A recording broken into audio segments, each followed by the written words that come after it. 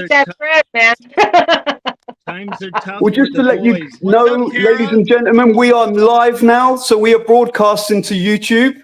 And anyone who's watching this afterwards on YouTube or Facebook, thank you so much for joining. We have 2 live viewers, so welcome, welcome.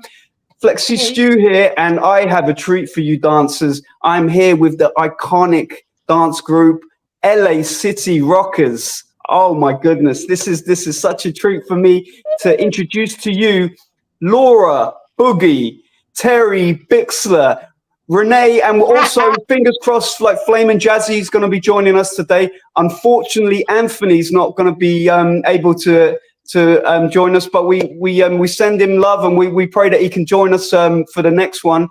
But no one wants to hear about me, so please can I ask you guys one at a time to introduce yourself, to shout out your handle, and yeah, one at a time. So Boogie, please, who are you? Hey, Boogie. Happy to be here and see these old homies again. I'm so happy. I got my tissue ready just in case. And just thank you. It's good to be here. LA City Rockers forever. All right. Next. Next, how about we add to the stage Flame? Oh, shit. Oh, What? Terry.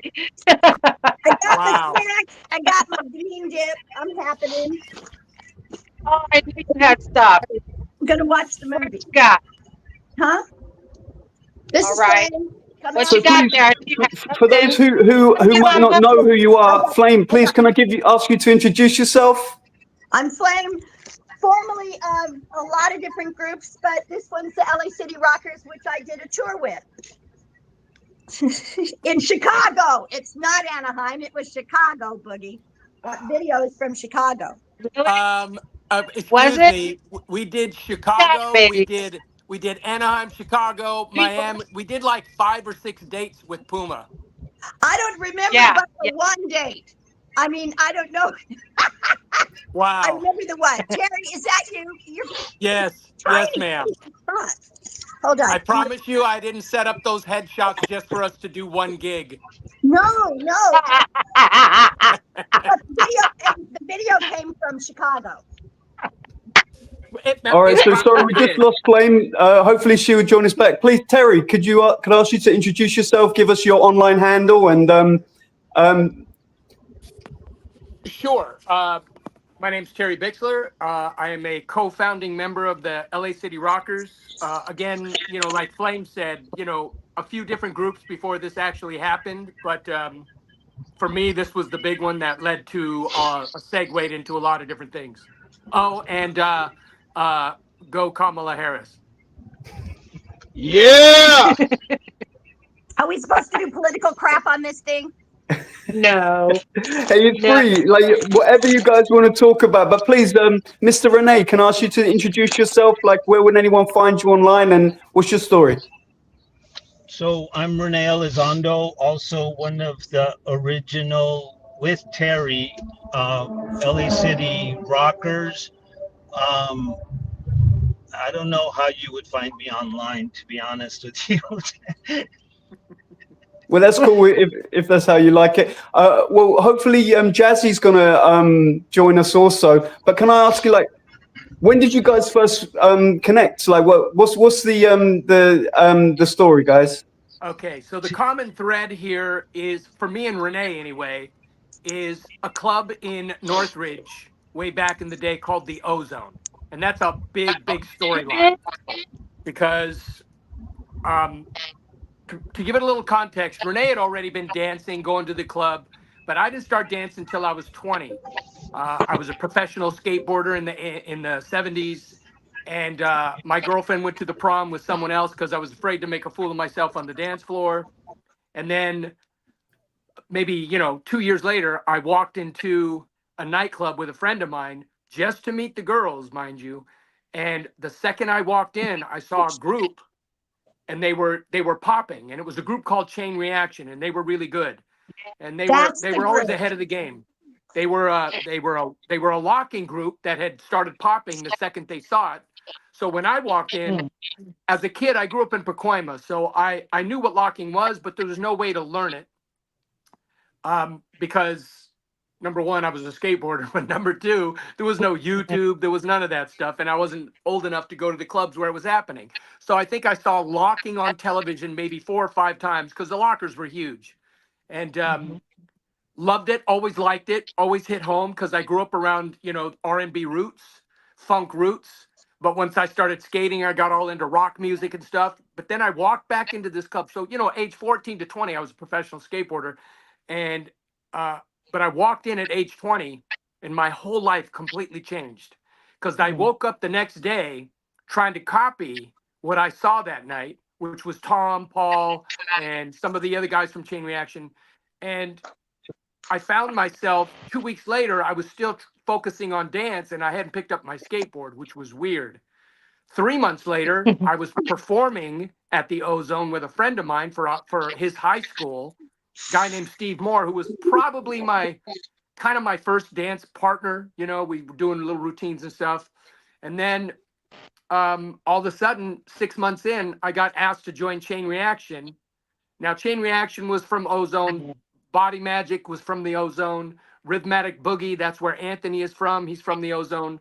But they were also up north, Ventura. So they would always drive down because literally the Ozone was the place when I first started dancing. That was And like, it was a teen club. So, it wasn't people going there for the wrong reasons. They were literally going there for the dance, straight up. yep. And so once I got in Chain Reaction, I was dancing with them for a little bit, but then I wanted to, they didn't even want to lock anymore, which was weird because I was dancing. I'm like, I need to learn how to lock. So I kept asking them and they were like, we're not doing that anymore. And I'm like, yes, you are. What are you talking about? They didn't want to show me how to lock. So I went to Richie. This is Richard Lenchner, my boy. And I said, hey, listen, I need you to, because he wasn't a popper, he was a locker. So I said, I Right. need you to start showing me. And he was the coolest guy on the planet. He was like, come over to my house. We're going to work on some locking. So he showed me the basics, the tags, the break, the lock, blah, blah, blah, blah, blah. And then all of a sudden, me and him got so close, we started our own group called Dance Connection. And that's where Jazzy Yep. comes in. We had me, guy named Delvin Akins, Richie Lenchner. And from there, uh, Delvin Akins brought in Jazzy, and he was like praising this guy, saying, because Jazzy wasn't really an O-zoner. So all of a sudden, he brought Jazzy in to meet us for a rehearsal, and Jazzy was killing it. The only issue he had was he did his splits on the other side. You know what I mean? We were all right, left leg forward. He was right leg forward, but he learned how to do everything on this side. But he was so funky. So now there was four guys: me, Richie, Delvin, and Jazzy, and we were the Dance Connection. We did this for a while, and then these little groups that we go into, they come, they go. But then of course, Rene would have his story. Jazzy would have his story about how we all culminated. But ultimately, there was we were all hanging out at a place called Le Hot Club as well. So because the Ozone was a teen club, so they were only open on Fridays and Saturdays. I ended up becoming the manager there, and then I ended up becoming a DJ there. And so then I started DJing other places, and I was going to Le Hot Club. Renee was going to Le Hot Club. Anthony, everybody, Jazzy, we were all going to Le Hot Club. And all of a I was sudden, we were asked by one of the guys, Lee Kessler, who was running that Tuesday night party, to put together a performance for AM Los Angeles. So we didn't really form our group. I knew Renee, the dude was awesome. You know what I mean? I knew Anthony, but we weren't a group yet. So Lee, trying to be political about it, said, I'm not going to grab a group. I'm going to grab this guy. I'm going to grab that guy. I'm going to grab these two guys. Because me and Jazzy were still partners from the group we had just been in. So right. all of a sudden, we were performing and we didn't even have a name yet. We literally had to fight over what we were going to call ourselves. We were fighting over our name in the parking lot at Santa Barbara, I think Santa Barbara College or something. Paula Abdul, before Paula was Paula, she was, head cheerleader for the Lakers. And we had gotten to know her real well just through dance. and she hired us to come out. Michael Olmstead, who ran the 69ers, halftime for 69ers Entertainment, he was also doing the USA cheerleading camps, like 500 screaming cheerleaders. The four of us guys are in the parking lot, and we're arguing over what to call ourselves because we didn't have a name yet. It was so crazy. So we're going back and forth, and I can't remember what name we decided on, but it wasn't L.A. City Rockers yet. So we went in to this cheerleading camp. We didn't know what to expect because all the girls were already inside. We went to this huge gymnasium, and there was so many cheerleaders. And like an idiot, I brought my girlfriend. So, but anyway, so we performed that night. We clicked really, really hard, and we just went on from there. And then we were just going back and forth with names. So why the Rockers? Can I ask? Because I know like top rock in breaking, and like rocking is like in so many different in dances. But like, was it because you guys were doing locking, popping, and breaking? I mean, that's one thing that's not really kind of commented on, is that you guys were there at that stage where you were breaking, you were mixing locking, popping, and breaking. That is correct. We were solid poppers, solid lockers, and breaking was just coming in. So we were learning how to do that. We got pretty decent about it, but because we were good at all three and our routines were put together very well, that's why we stood out. And Rene was really good at floating. Jazzy was really good at the crazy floor work. Anthony was just a hard hitter, super, super clean dancing. And I was the token white guy. Yeah. Okay, so how about another token white? Flame, how did you come in? I'm the oldest. No, what happened was they were doing a Puma tour, and Puma wanted women in the show. They wanted girls in the show, and they wanted a girl breaker. Okay, I'm a gymnast. I could do just about anything, but I wasn't a breaker. I could up rock, I could top rock, I could pretend. But they wanted a woman to do some kind of breaking. I could do floor work, like tricks, but I ended up doing a backspin in that stupid video, and it haunts me to this day. But I did do a backspin and a freeze. I think at the time, which is what, 35 fucking years ago, I'm better than the Australian gold medal, whatever she was. No, that's a good point. I wasn't doing any kangaroo hopping and shit. The thing about the L.A. City Rockers is I was their component. I was for the fact that they came from the second, and this is hard to explain, the second generation of the way the dance spread.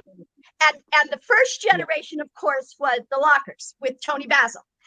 Then came Sugarfoot Lockers or Foot Lockers, but they still locked. They believed in the locking frozen position, which is a nice hit, a point. Everything was on. I can't say it was on the downbeat because it's syncopated. The downbeat could be the downbeat, the downbeat could be the upbeat. It doesn't matter. It's the way the music goes. So they would lock in every picture. Then there was a time when Steve Notario from the Foot Lockers. He has been my best friend for since I was 20. Okay. And these guys were still in elementary school. Okay. So basically, after he toured from his win on Star Search, when they went with Liza Minnelli and went to the London Palladium and was making all kinds of money being Liza's opening act, he came back and didn't want to do any dancing anymore, but we did this movie. Okay, we did this breaking dance movie. He wanted to just step back and produce. And I said, well, why don't you produce a group called Sugarfoot Lockers, which are only girls? And it would be me, Boog, probably Candace at the time, or me and you and a girl named Laura Ramirez, who was Flame, and her name was Freeze because she was from Alaska. But I don't know if you met her, Boog, but she was really funky. But the thing is, I kept hounding Steve about making Sugarfoot Lockers for a girl locker crew. And at the time, I said, plus we want to grow. There's a group called the L.A. City Rockers, and they double time lock, which is they hit every fucking beat there is and still freeze. And he goes, no, that's not locking. And I am super confrontational. I will argue with anybody if I feel that I'm right.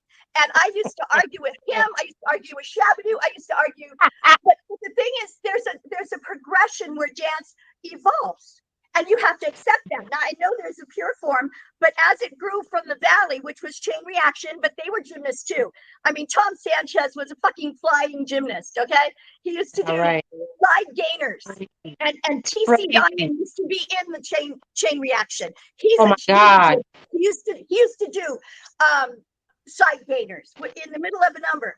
So basically, I was trying to explain that it could evolve. And so then when I got into this opportunity with the LA City Rockers to become one of the crew, I already popped because I had done the Playboy Club, and Steve created a number called, the number was Digital Display, and I played a robot in black light. That digital display. Digital display. I think it was. I saw it. Was a lie because I was in black light. I had a costume that had boobies that were cages or something. They were just, but they glowed, and they thought it was a guy. But you can't really, and I've got the video on my YouTube in I'll tell you about it. I have a playlist that I pulled up from these numbers, but I popped. But who taught me how to do that number is I would have Bruno come over after we'd go out at clubs, and Bruno would come and help me pop from behind. He would get pop and tackle, me, and he would put his arms on my elbows, and he would make me, pop and click and pop and click. So when I did the number in blacklight, not every joint was accented. So it was a great number. So I already popped. I already locked because I was from Dancing Machine, which is the group that spawned Foot Lockers and Splash in Vegas for 10 years. But I was one of the original Dance Machine dancers, which is girl street dancer. And I locked, I popped, and I did something called whacking, which is from the gay clubs. It's punking. I don't call it punking. I call it whacking. It's also pictures. It's just like a freestyle, whatever. You could call it jazz, interpretive jazz, but it's just freestyle dancing and you freeze into pictures, hinges, this. So when Terry said that they needed a girl to do the breaking thing, I knew all those guys because we always went to the clubs. And check it out. I ran to go get my lunch card. Remember lunch in Hollywood? I still own my lunch card. Oh my God, this is another club like the one that Terry was talking about. I love it. I got my lunch card from 1979. No, I don't even know. Wow. But the thing is, when I did electric boogaloo with all these young kids and Boogie was 19 or something when I met her. I was already 27. I was 27 when I played a high school student in Breaking 2.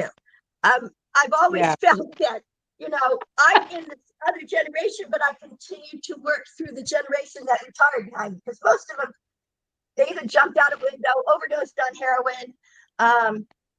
They got beat up during the 70s. So, I mean, I survived a little bit of that. And then but as far as being a crew, when they started doing that best dance crew shit, we could have kicked some ass. I mean, look at Jabberwocky. Careful now. In Vegas for like 20 years now. Careful now. Oh no, we could have kicked ass. I'm sorry. Careful now. Listen, you're talking to an old school guy that appreciates every step of the way. But wait. I love it, I'm saying they didn't have that. Hey, you're not going to tell me the beat. You're not going to listen. The beat freaks were killing it. Box cutters were killing it. And what about these girls who did? The Jabberwockies killed it that first season. Absolutely killed it. When brought I a whole saw new that style to the table. Strobing, I thought strobing would become a new kind of popping. You know what I'm saying? There was a girl group that did what they called strobing, which is kind of like ticking. Yeah. Oh, yeah, but ticking has always been part of popping, so it wasn't going to be something new. It just worked its way into the dance like it's supposed to. But as far as I was concerned, I thought that your choreography or Renee's or whoever contributed to the LA City Rockers choreography was so much of a wonderful progression. I mean, I used to argue with Steve all the time saying they floor lock. How many people floor fucking lock? I mean, they get on the floor and they fucking lock. And then they get up. And there's no transition that looks uncomfortable. It's like a knee drop, but you're not on your knee drop. You're sitting on your ass and you're locking. And it's so cool. I'm gonna segue into Rene with this. What actually happened, Flame, was I was the one who brought the girls in. It wasn't Puma who asked for them. Me, Jazzy, Renee, and Anthony were dancing with Puma for quite a while. We went to all the sporting shows, all the thing. But then all of a sudden, things slowed down for a quick sec. Breaking was starting to die out a little tiny bit. And then all of a sudden, Renee ended up kind of dropping out of the group. And we're going to segue into why. And when he dropped out, not to say it takes two girls to fill his shoes, but no, I'm not saying that. I'm saying he's a tough act to follow. Good stuff, Terry. Good stuff. And what I did was I brought two girls in. I had worked with two girls before in my first group, Dance Connection. We literally changed the name to Aftershock. It was Tracy and Adrian. We called them Salt and Pepper. Long before Salt and Pepper. This was early 80s. So anyway, moving forward, I took an opportunity to make us a group of 5 because that's way better staging and put 2 girls in the group. And then I repackaged the L.A. City Rockers, sent it to Puma. I sent it right to Ted Bertrand, who was the president of Puma at the time, because he loved us. And all of a sudden, I got a phone call, and Ted Bertrand said he likes what you guys are doing. He wants to bring you back into the show. So we ended up lasting another, I think it was 2 years as the Puma Street Force. Yeah, Pretty awesome. yeah. So, I have now, like blank with areas. that said, sorry, people are freezing. I'm sorry. I just said I have blank areas because of the time of it was just that kind of thing. I've lost a lot of brain cells over the years, so I have a lot of memory loss. How about you, Rene? What's your memories of those days, brother? There we go. Mr. Rene. Hey, guys. First of all, 1 second, guys. Is he a Lyft driver or what? No. Uber Eats. Get off work. He had to pick up a friend at the airport today. That's fine. I'm just I teasing. apologize, you guys. First of all, it's so nice to see Flame and Boogie, and nice to meet you, Stu. I am fucking blown away with your guys' memory. I'll tell you that right now. I'm hearing names and I'm like, fuck, that sounds familiar. You know, like literally, I'd give you 62 reasons why I could hide my own Easter eggs. Hey, let me ask you, does the name Janet Jackson ring a bell? Yeah, we want to remember. Barely. So I'll give you just a little kind of from my point of view, and most of it is wrong. Usually Terry corrects me, but it's one of those things where I just fell into dance in high school, and we were all very fortunate. I'll speak for Terry and myself. We were doing something for the love of it, and then the sort of fad phenomenon, whatever you want to call it, came over. We were already in the right place at the right time. You know, we were just doing it for the love. My trajectory was going to be filmmaking. My father's a cinematographer, and then I fell in love with popping and locking, and much to my dad's chagrin. And he would tell me, where are you going to go with that? You look like a clown. Because, you know, we, like the kids today, we dress different than everyone else. You know, we would, the freaking huge pleated pants, all the kind of stuff my dad, being old school Mexican, saw as like street gang, right? It's like, oh, you're being a pachuco now. And I was like, no, we're not. We're just dancing. He goes, and what's with that haircut? You know, the mullet before it was called the mullet, you know. Anyways, it was the Prince mullet. The Prince mullet, totally. Yeah, I remember that one. And so I, you know, we just happened, in my opinion, we were at the right place at the right time. Like most of life, there's luck, the planets line up. And so for us, I'll tell you guys a quick little story that does kind of go in the direction Terry was talking about. I remember Terry called me and he said, "Hey, Paula Abdul called me and wants to know if we want to meet Michael Jackson." And it's like, are you fucking kidding me? Right? This is Michael Jackson. You're a dancer. I don't mean to be sacrilegious or offensive, but that's like Jesus Christ calling you to his throne, right? And Yeah. so I'm like, hell yeah, let's do this. So I went and talked to my dad.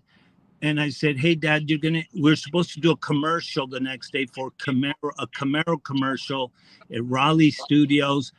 And I was supposed to assist my dad. And I said, "Hey, you got to get someone to cover for me." And my dad looked at me like, "You've lost your fucking mind," right? And I said, wait, hold on. Let me tell you why. Michael Jackson invited our group to his house. Wow. And my dad says, "I don't care who invited you. That's not the way I brought you up. You're not going." And Wow. I wasn't brought up to say, "Well, suck it, Dad. I'm Yeah, gonna right. go." Right? That's just not how I was brought up. So I listened to my dad, and there I am the next day in Raleigh Studios, a dark stage, a freaking Camaro that's not moving. And it's the worst day of my life. It literally is the worst day of my life. Like, I cannot believe my boys. I'm looking at my watch going, they're meeting Michael Jackson right now. You know what I mean? And so it, Rene, can I put a little context in this? yeah. Okay. Oh, crap. Hold on one second. Oops. Almost lost you guys. All right. So I want to back up. When I was managing the Ozone, there was a girl named Melanie Andrews who was a really good friend of Jazzy's, Tony and Melanie Andrews. And they would come to the studio. Now, Melanie was a singer trying to make it in the business. I became really good friends with them, and I actually had Melanie perform at the club.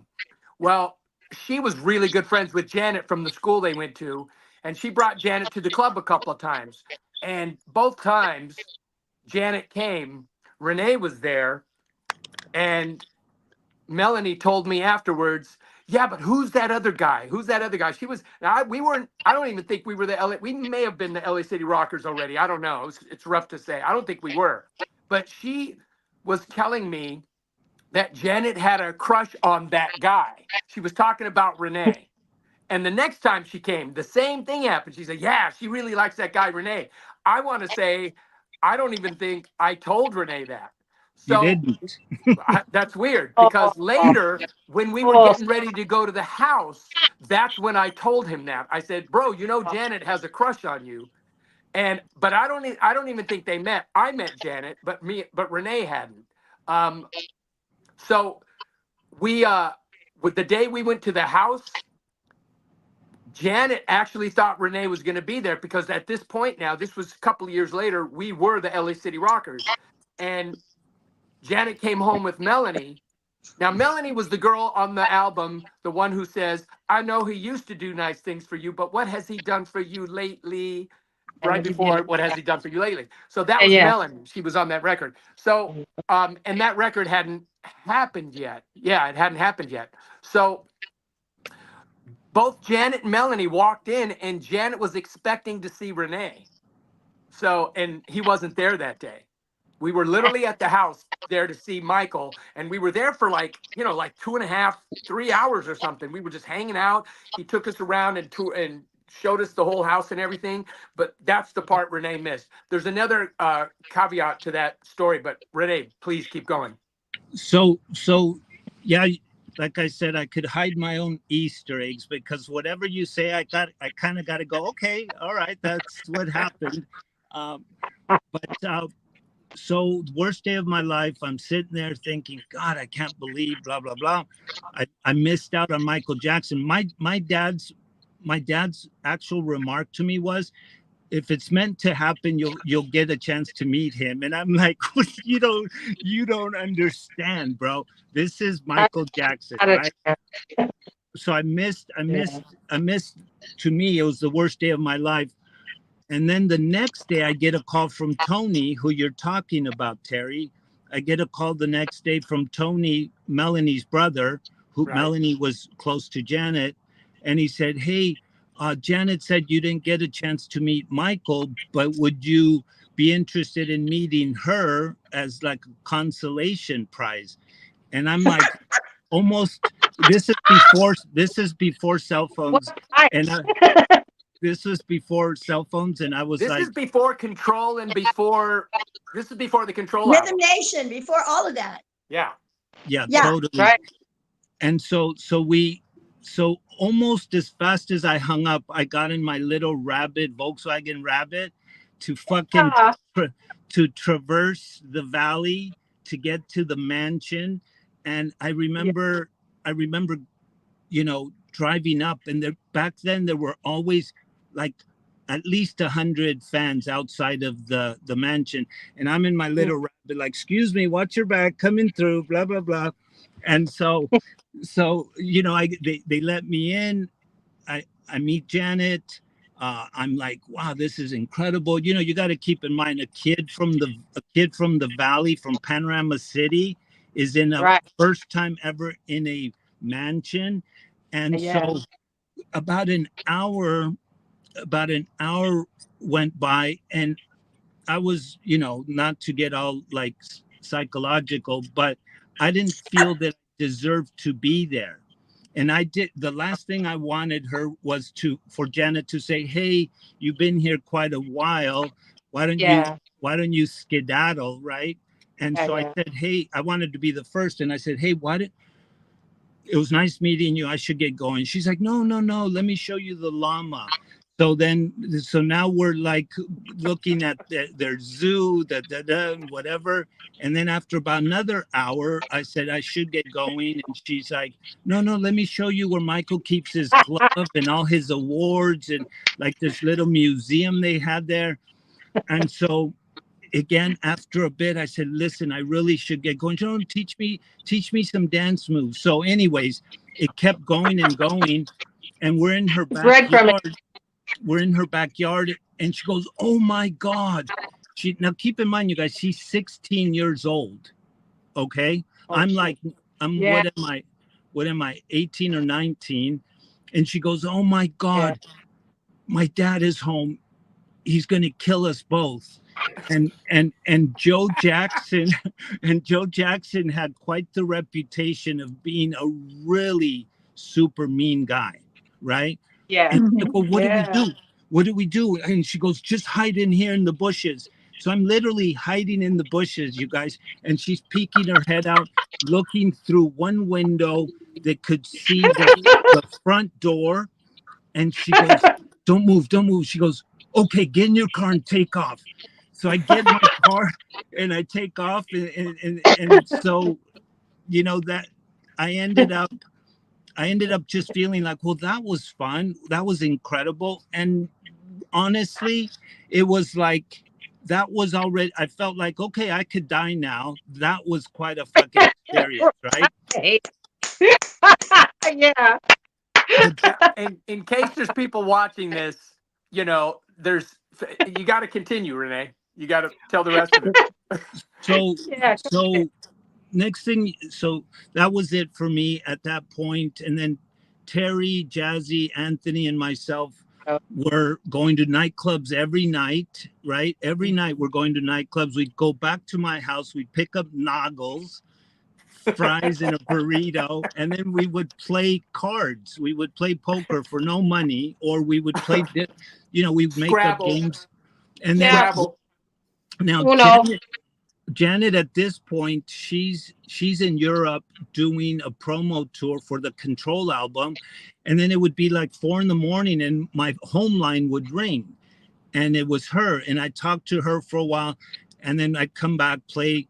And then that happened a few times. And these guys were like, dude, she likes you, bro. And I'm like, come on. Like, I'm skinny Mexican living in Panorama City. Why would she? And they're all the crew, the rockers just would say to me, dude, she likes you. And I'm like, there's no fucking way. So we So one night she just called, and I walked out, went into the bedroom, was talking to her, and that's when she confessed that she, had feelings for me. And so I've never really told this in a public forum. Now that I think about it, I'll probably get sued. Um, and so, um, so anyways, she said, I think I'm falling in love with you. And I stayed really quiet. I didn't know how to respond. And she says, what about you? And I said, I think I feel the same. And then she didn't say anything. And then I panicked and I said, no, I mean, that was back then, not today, not right now. I haven't fallen in love anymore. It was so stupid, you guys. It was right out of a film. So anyways, cutting to the chase, we ended up dating, and then she invited me to go to Minneapolis with her, and I told her I have an idea for a song. We ended up doing it, and that turned Bro, into you skipped over dancing with Latoya in Mexico. oh yeah, that's Hide them Easter eggs, boy. no, bro. Can I tell you something? There. Look, if I tell the whole story, we'll be here forever. But yes, there's two things. I danced twice with Latoya. I would love to forget those because I was so bad. That's another thing I need to say, you guys. In terms of the Rockers, these guys were definitely more prepared, had a better work ethic. I was just going along for the ride. So, anyways, her and I ended up dating. We ended up becoming creative partners. But before all that was my very first thought for Rhythm Nation was I don't know anybody better in dance than Terry, Jazzy, and Anthony, right? And so for me, it was the most natural of things to do to say, you guys got to come over, and that just fucking for four guys who just danced out of love, the planets lined up, and next thing you know, we're all collaborating with her, and it was one of those things where where is he? I'm going to say it anyways. Terry's so influential. Terry's so influential that my chauffeur and his boys stole his chair routine.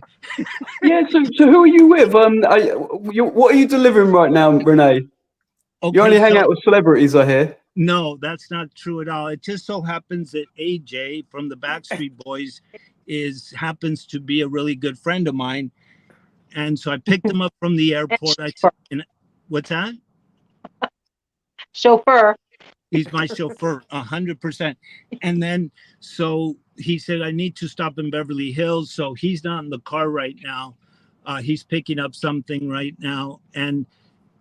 But seriously, the Backstreet Boys stole your chair routine. I remember that. Well, first off, it was Fatima. It was Fatima's choreography, and she took some ideas. They didn't steal the whole piece of choreography, but they took some ideas. Okay, I'm going to say they stole. But anyways, we ended up going on this giant sleigh ride, all of us. You know what I mean? It's like, Paula Abdul, like she was the choreographer at the Laker Girls, so she would call us once in a while and say, "Do you want to do halftime show at the Lakers?" So it was just one random thing after the other, and I don't regret any of it. I just think it's awesome. I do regret that I can't remember as much stuff as you guys do. Like, swear, I'm like, what? Can I explain why? Look, Because wait, honestly, you've had such big moments. There he is. He stole, Terry. There he is. AJ. Look at the guns, baby.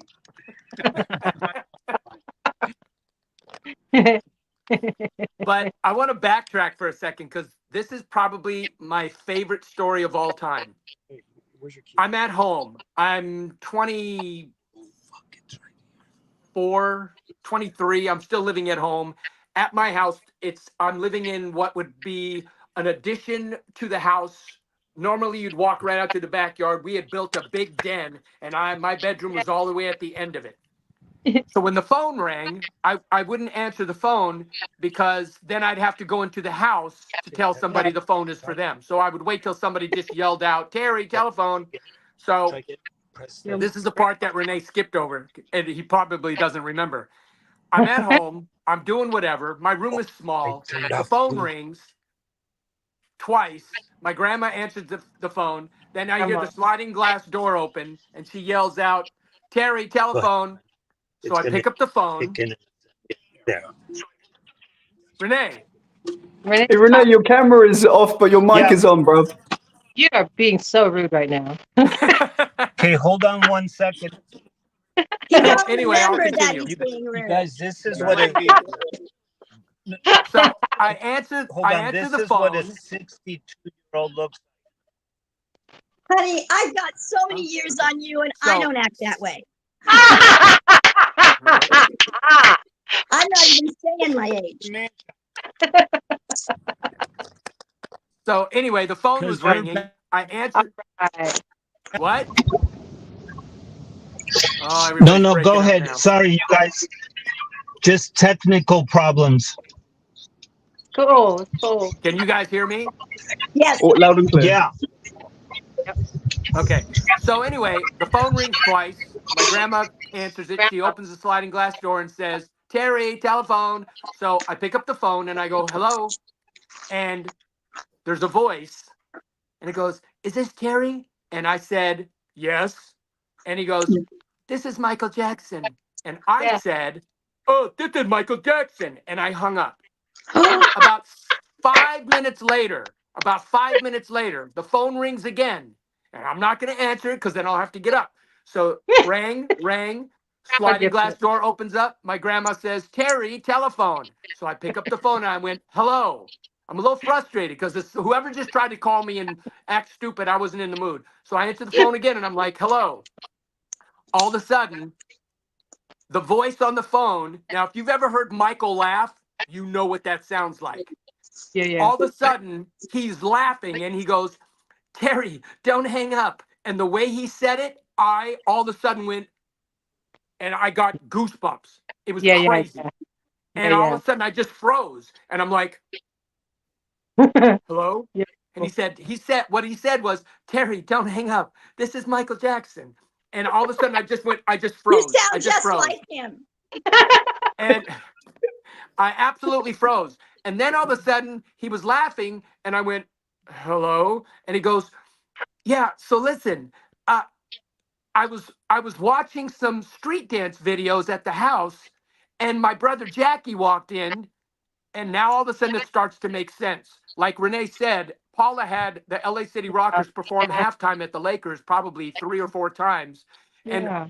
3 of those times we would walk over and we would talk to Jackie after the performance because he was always courtside. And so all of a sudden, fast forward, Michael Jackson's watching some videos of us and some other dancers on different shows. And so Jackie walked in. So Michael's telling me this. He says, so Jackie walked in the room and he said, hey, I know those guys. And I said, no, you don't. So he picked up the phone, got your phone number from Paula, and then gave it to me. So I called you. And I'm still sitting here going, okay, like I don't know what to say. So then all of a sudden, Jackie gets on the phone and he's laughing and he goes, hey, Terry, something, something, something. Yeah, man, blah, blah, blah, blah, blah. And then all of a sudden, the next thing, we got off the phone and he was saying some stuff. He didn't say anything about coming over. About 10 minutes later, Paula calls me and says, so, and she's laughing and she says, so blah, blah, blah. She tells me exactly what had just happened to give me clarity. And because my head is still spinning. And she says, so Michael wants you guys to come to the house. He wants to meet you guys. She didn't tell me it was an audition. She simply said he wants to meet you guys. So her and I would argue about this later because she never said audition. So I tell Renee, I tell the guys, hey, you guys, you're not going to believe this. I swear to God, I'm not messing with you. we are going over. And the only reason they knew it was true was because as soon as I dropped Paula's name and I said, Paula hooked it up through Jackie, and now it all culminated, right? So all of a sudden I say, we're going over there. This is the day we're going. And I tell this to Rene. Rene hits me the very next day and says, bro, I'm not going to be able to go. I don't think he's joking with me. He's got to be joking. And he literally did not go. I thought even the next day after he said he wasn't going to go, I thought, he's going to wake up in the morning, he's going to come to his senses, and he's going to come with us. He did not go. It was just me, Jazzy, and Anthony that day. And what makes the story so interesting is that 2 days later, he was back over there with Janet hanging out anyway. It's just a crazy, crazy world. It's just crazy. And then, of course, I was going to just say, the moral of the story is listen to your parents, because I didn't get to go meet Michael Jackson, and then he became my brother-in-law. You know, it's just the craziest thing. It's crazy. Yeah, real talk. But if I had been listening to my parents, I probably never would have been dancing. So So we're supposed to have some people talking to us and asking us questions or something like that. It's Stu. Boogie, it's your turn. yes. Hey. How do you know these guys? Where did you meet? Oh, we met at Terry brought the name back to me. La Hot Club. Friction. The Hot Club. Yes. No, La Hot Club in the Valley, right there on Ventura Boulevard. And wherever you were in your story when you were telling it, it was coming back to me going, yeah, that's where I learned how to lock. And it was because I was going by myself because some guy dumped me, so I was miserable. So I was going out by myself, and I saw you guys, and Jazzy was like super, like, I don't know, whatever he did, it was vibrational, and I was like, you know what? Can you please teach me how to dance, how to lock? And he was like, oh.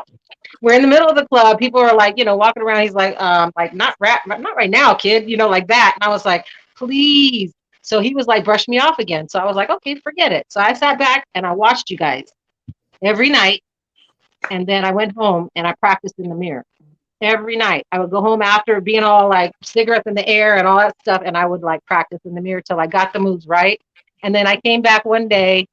And I think I didn't show you guys anything yet. It was because that guy had left me. He dumped me for some other girl, and they were there that night. And I saw them over there standing in the circle because the circle was going on.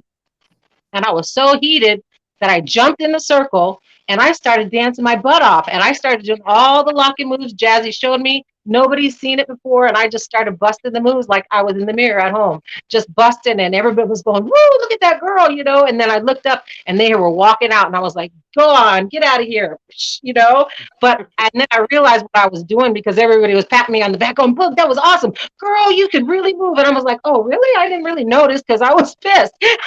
So that was my motivation to get out into the circle. And that's why, I think Jazzy came back up to me later and was like, you know what?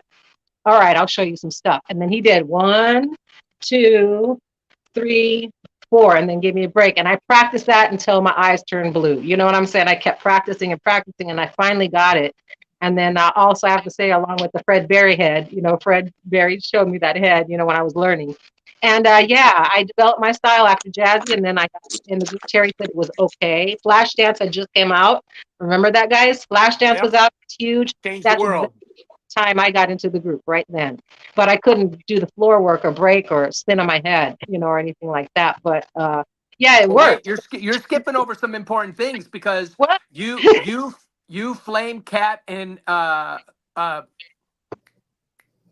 Constance.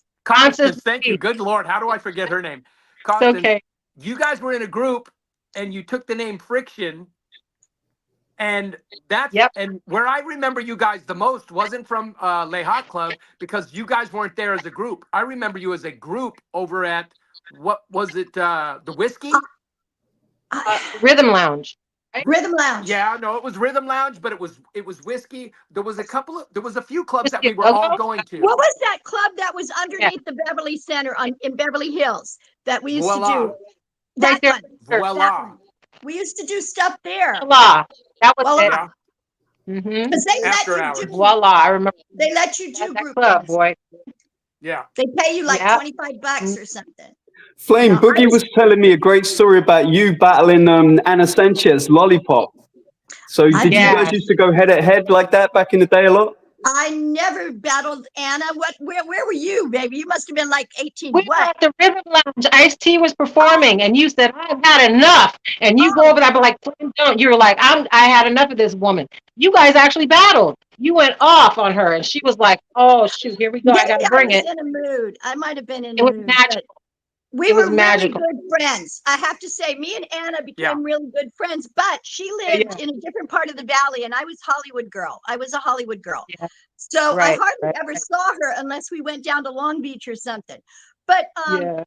yeah, no, I would battle. I don't know if you guys know who Dallas is, but I Yeah. came Yes. from the I came Wow. from the circuit on that side of the freeway. We didn't do very much circuit dancing in the valley because we came from like maybe give it 5 to 10 years before. Well, when Chain Reaction was just coming together as a group, there were Mhm. contests at every club in every town in Los Angeles, and you would plan. You're going to go to Long Beach on Tuesday. You're going to go Yeah. here on Wednesday. If you made enough money, and I lived in a van, if you made enough money, you would get a hotel and get a shower.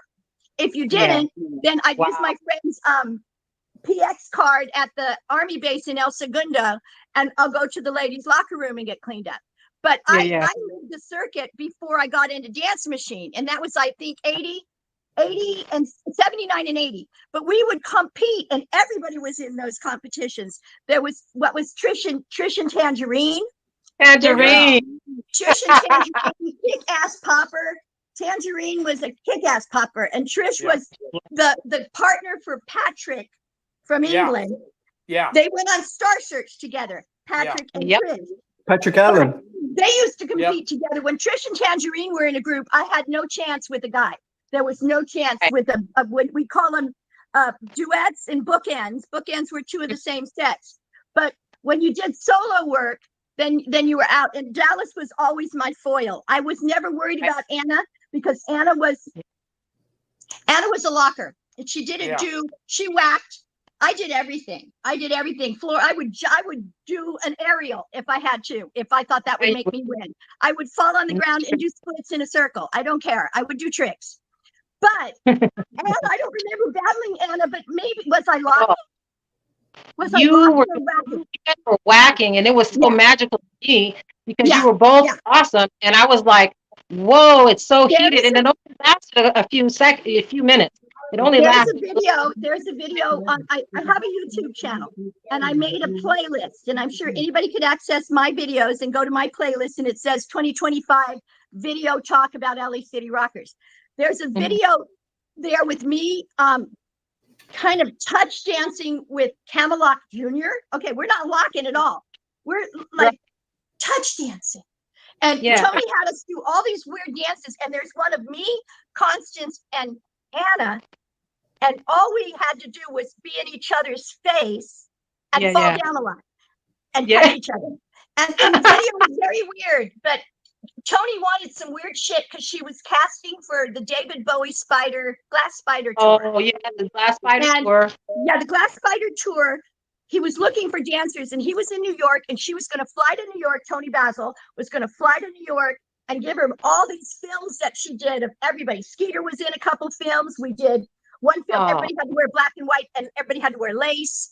Another one, Mhm. me and, like I said, me and Camelot Jr., he's just standing there like this with his cap on, like yours, Stu, just like his cap on. He looks like a locker. And I'm in a tutu, and I'm dancing around him with a ponytail and a tutu. I look like a Barbie doll. And I'm walking around him, and that was, and then I pull him off stage. All these little vignettes Tony wanted to show David in his leisure so that he could Mhm. pick his crew for going on Yeah. tour with Glass Spider. And he ended up did he take Constance? He took Constance. Constance. Yeah. He She took choreographed Spaz. Black Fire. He took Spaz, who was a white Yeah. ginger guy who dyed his hair. He was very white. He's whiter than me. He dyed his hair like white blonde, and he would do the a flip. front flip, hit the ground, and spaz. And that was his thing. He could front flip from a dead stop and then spaz out like he had an epileptic seizure to the music. He was on me. I'm serious. Yeah. He was in the tour. Then there was Lonnie. No, not Lonnie Anderson. The other whacker from the gay clubs that it's always the punker guy. Shit, Manuel. His last name was. Anyways, the thing is that I didn't get cast, so I was her. She ended up using me as an assistant for the choreography for the tour. I was her assistant for like 2 years in different functions, but it was all under the table. Nobody knew. If she was doing the Tonight Show, I would go and block the whole number for Mickey, of course, because that's what she would be asked to do. And I would stage it, light it, and then I would go in the green room for the rest of the filming, and then she'd come out and do it. So I was her like schlepper. I schlepped. I didn't like schlepping. I liked being in the limelight. I didn't like being somebody else's schlep. So it was a lot of fun. I met a lot of people through her. But the thing with Anna, she wanted, I think Bowie was such a pale guy that Spaz was the only really pale person on the dance crew. Everybody else was Latin. You know, there was Constance. There was a chick from Electric Boogaloo who was Shrimp's so-called girlfriend. She was on the tour. She got on the tour and she did this. She was a ballerina on the tour. I didn't even know she could do that because all I saw her do was that cage thing that her hair went like this and just weird. You know, it's impossible to talk about the L.A. City Rockers without talking about Tony. Right. Rene came home from the Rhythm Lounge one night. One night I didn't go. It was just Rene. And he came home and he said, bro, I met Tony tonight, Tony Basil. You know, oh, Mickey, you're so fine. And I'm like, for real? And he goes, I think she likes me. Right? She likes a lot of people. She likes a lot of people. But, okay, I'm going to have to go with that because I can't remember. Okay, that's what happened. And he comes home and he says, I think she likes me, bro. I was like, and it turns out maybe she did, maybe she didn't. But Tony was that way with everybody. She was really, really, really open and very, very cool. Let me Once she met Rene, then she met us, me, Anthony, Jazzy, and then she got to know us as a group. After Rene quit and we moved on, and then after we kind of just lost you two, after, you know, we had done the Puma thing, Tony started hiring us, me, Jazzy, and Anthony, to do a whole bunch of stuff. Yes, you did Swan Lake with them, right? You were one of the lockers in the Tony Swan Lake piece. Yeah, that was me, Jazzy, Skeet, and Pete. Right? Yeah. Pop and Pete. And yeah, Pop and Pete. And yeah, it was an honor to work with Tony that many times on that level. But when she was honored at Carnival, she literally presented that piece as her personal favorite piece of all time. That's so and cool. I just thought, wait a minute. This is Tony. She worked with Bet. She worked with David Bowie. She's original locker. She has done so much, and she picks this piece, and I'm in it as her favorite. Her favorite of all time.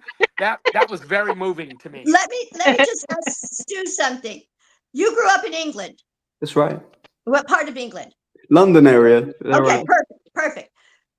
You might be too young, but Tony couldn't get a foothold in the 70s and 80s in the States. She had the hit, Mickey. When I did a Vegas show, I used her great number, fucking phenomenal disco funk song called Street Beat. Yeah. And I used it to open a show in Las Vegas when I did my first show in Vegas in 1984, which is just before we did Electric Boogaloo. The thing is that she could not get any of her other albums produced for the States. She was a phenomenon in England. She's got like 4 or 5 albums, hits. She was on the top of the pops for England. But those videos that she did where she's a poodle and she's got poodles and she's on toe shoes and shit. None of that was produced in the United States. Exactly. Those UK specials. Yeah, definitely. Like Jeffrey Daniels was the first one to bring it over, but then Tony came with those shows. And that was a generation before me. But most definitely everybody was looking to Tony Basil, definitely. She came here, and then in the middle of the 80s, she started doing so much work that nobody knew about. She was doing all the Coca-Cola commercials. She choreographed all of them. One of them with Maureen Jahan. that one I did with the Manhattan Transfers, she choreographed it. Yep. All of these things that she didn't have credits. Commercials don't have a credit until it's like the commercial awards, Right. and you see who choreographed it. I could Right. sit in, when I moved to Nashville, which is in 2000, I left Vegas, went to Nashville for about 12 years. I could watch a commercial on TV and know that she did that commercial just from the dancing and go, oh my God, she's coming out of the woodwork, but still doing this commercial. She's doing this commercial. Then she got a bunch of other stuff, and now she's relevant. She's in, what is she, Croatia right now, doing a dance clinic, a locking clinic in Croatia or something. It's on Yeah, she's in Asia, so we must invite her on the show. Like, so if any of you guys got Tony Basil's, but please, ma'am, if you can come and speak with us, that'd be an honor. I try to get. I think I could get a hold of her, but it's been a while. I can get a hold of her. It's not a problem. Yeah. Got it. She's had Me and so Tony many talk once in a people that while. she's influenced. When I did my first contest in Long Beach, I think the club was actually in Anaheim. It was Anaheim. She was a judge. And you were like, you walked in the room, and I knew her from the television show, Mickey, and from the Saturday afternoon TV show or Saturday morning TV show, The Lockers. And here she is sitting behind a desk. And at that time, I thought she was, I'm like in my 20s. I would say early 20s. I probably wasn't old enough to be drinking in the club, but I was in the club. She was 10 years older than me, and I thought she was old. Okay. Now I look at age in a different way, but at the time, we're like, damn, she's only about 10 years older than me. And I'm like, she has been so relevant for so long and carried it on so much. And she's in a lot of stuff people don't hear, like trade magazines for dance, publications that only rely on choreographers, things that are out of the limelight. And so are you, Terry. So are you. I heard a lot about you when I was working in Vegas a lot. I'd hear you were choreographing something else. And I'm like, Terry Bixler? Yeah. Okay. But you went on with your career. You went on with your career. And I just happened to know where the money was, You want to work. I want to make money. Yeah. So you said something that triggered a thought, and I know Terry will corroborate this. At the Ozone, the group that I first saw dance, that literally made me fall in love with dance, was Chain Reaction. Right. Okay. Yeah. These guys were so good. It was my first time ever at the Ozone. I was transitioning from roller skating, loving being at the, and then another. Yeah, it was Skateland USA, and then my friend said, "Hey, let's go to this club called the Ozone," and it was my first time there. They cleared the dance floor, and these dudes took over the nightclub. I was so impressed with them. They were tight. They were so good. And I remember saying to my friend Arturo at the time, I said, I'm going to join that group. And I didn't even know how to dance when I said it. And so I started schlepping for them. I started driving them to photo shoots, to here, to there. And then my dad back then was one of the first people to have a home video camera. So I would end up filming them while they rehearsed, and then Pockets of Paul would come. We would get together, and he'd teach me some dance moves, and I was obsessed. I got to join this group. Now, after schlepping for them, I remember the day they said, "Hey, you can get your Chain Reaction jacket." They were basically telling me I can be in Chain Reaction. And I was like, oh, my God. So we have our first show at the Ozone. I lock the brakes, you guys. I forget every fucking move. And then Tom just says, yes, it was horrible. Bro, I was there. I watched. Right. And that's why I'm telling the story. And so Tom looks over at me and he sees I'm like dancing on hot coals or some shit, and he just looks at me and he goes, solo. And I did the slide, the float across this way. Then I did the moonwalk, I swear to God, you That's guys, I'm lies. not lying to you. I did the moonwalk to the emergency exit, which was right behind us, and and I and I and I and I fucking left the club, you guys. I left the club. I moonwalked out of the fucking club. I'm Did you like, keep going in the my parking life, lot? bro. This Yes. So, this so is a listen, true story because I was there it's, that night and watched him do it. I I swear to have to God, say, all of it is true. I moonwalked out of the nightclub, completely like red faced. My life is over. I had at this point I had a 1972 Ford Pinto. Okay, and I get in the car. I roll up the windows. I lock the doors, and my girlfriend at the time, she's banging on the window, going, "It's not that bad. It's not that bad." And I go, "Get away from me!" I'm like, my life is over. Like my life This I was is have all to, over. before the L.A City And Rockers. Let's be clear. I just have to That's say, great. a lot of street dancer males, they weren't tall, statuesque guys. I think the one thing that Chain Reaction had was Tom Sanchez was a presence. He was 6 foot something, and when he He's Yeah, stepped, yeah. tall. it was huge. He took up space. He flew through the air and then landed and started doing knee Well, drops. Flame, you remember Kyle, right? Yeah, Kyle was like 7'2" or something. It was yeah, crazy. but Wow. he didn't fly through the air. He did it inside gainers. This guy was massive, Yeah, and no, I hear what you're saying. you see what I'm saying? He Yeah, did things that a big guy, not big in stature, but just taller than Hi. most. yeah, Dancers are compact and very muscular and compact and yeah, energetic. But yeah. that's so another thing. His little brother, not so much. I mean, Right, right. he was great and he was fast, but Tom was a presence. And then he stopped dancing after a while for some reason. Right, I have to right. say, so Paul Jackson, Terry, Paul technically Ter- was stronger with popping and locking, yeah, technically. no, totally. But he was compact too. Yeah. And Tom he got out of the feel of dancing. He was done. well, He had danced well, for years before, you know.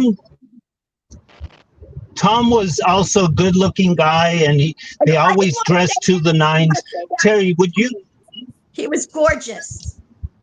Terry, oh, Terry, would you say it's fair to say that it was Chain Reaction that kind of at least got me into the love of dance? They affected you for sure, right? 100%. Now, here's the Yeah. thing. We don't have an alternate universe. So, because of who I am and how I think and what I like, I probably would have got into dance. I just would have gone in a different door. As soon as I would have seen breaking take off the way it did, I would have wanted to do it. But years earlier, stumble into a nightclub and I see Chain Reaction. Now, keep in mind, I didn't realize when I was watching Chain Reaction, I was watching Paul and Tom on this backstage in the club. And at Mhm. that moment, I walked over and I sat down and I'm looking at it. I'm going, okay, this is guy type dance. I'm going to need to learn this. All of a sudden, Tom turns around and points at me. And I looked at him and I realized I know him from skateboarding. Him and Paul used to go to skater cross.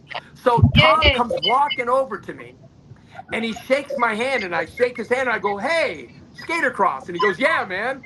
Right? So then all of a sudden, I remember the last time I saw him at skater cross. And so I asked him a question right there on the spot. And I said, "Hey, what is this?" And he goes, "This is called popping." They weren't locking right now. They were actually done with locking. They decided they weren't going to do locking anymore. I don't know why, but they were all about popping now. So I asked Tom, "What is this?" And he goes, "It's called popping." And I go, "Can you teach it?" And he goes, "No." He said, "You either learn it or you don't." Now, at the Right. time, I thought he was being an asshole, and here's why. He was telling the truth.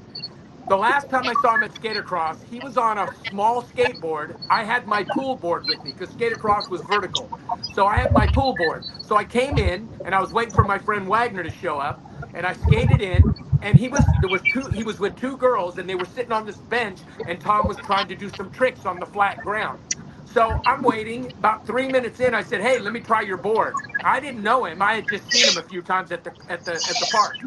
So he kicks his board over to me. Now at this point, I was pro. I was sponsored. I was skating freestyle for Pepsi, so I was pretty good. So I jump on his board and I start doing all these crazy tricks.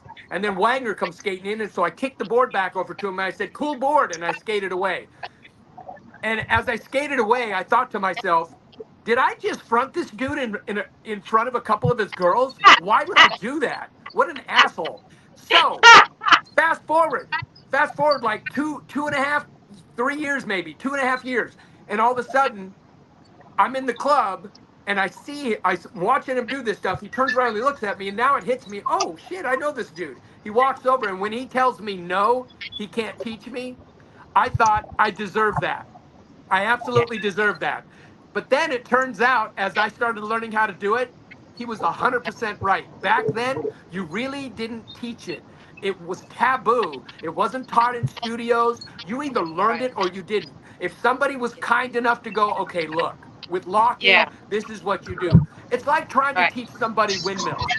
You can you can explain the positions, but you can't teach the momentum. You can't When I first learned how to windmills, I had to go to see the movie Flashdance 3 times. And Right. on my third time, right after the scene in the alleyway, which is the reason they call it all street dance, I ran out to the hallway and figured it out. That's how I had to learn how to do windmills. I Yeah. watched Yeah. Rene do his first windmill at the Rhythm Lounge Rhythm lounge. like Yeah. a day before me, and I still couldn't figure it out. So I Wow. went and saw the movie again, and I got it like 4 days later. Yeah. Um, You guys know that but What's going on there? in there was a dude. You know that, right? My friend say that Flex. again. He got Oh paid yeah, $25,000 to dress like that lady, put a wig on, and do that hit windmill. So That was that a was a hit, break. yeah. Yeah, that yeah. was a So break. basically, Crazy Legs, rock And steady. the other dancing was Maureen Jahan. The other Yeah, dancing was Maureen Jahan in the wig. I have a amazing. story just to say the best stuff you can see on any film for Chain Reaction was Xanadu, the movie oh yeah. Xanadu. Now Correct. I was cast in that movie. I was also a They skater. had just finished doing Xanadu when I met them in the club. I was Wow. cast it in Xanadu, and this was back before anybody had telephones. So you had a call service when you auditioned for shows or television things or movies. You had a call company that you paid monthly. That if the choreographer called, you would call up and say, "Did anybody call me? Do I have anything on my? Is there any messages?" That's Right. all I had. I lived in a van on any street most of the time at Venice Beach. So I'm sitting in the parking lot at Penny's because that's where we parked, me and my friend who had this van. And we were both cast in Xanadu. And we missed the first day of rehearsal.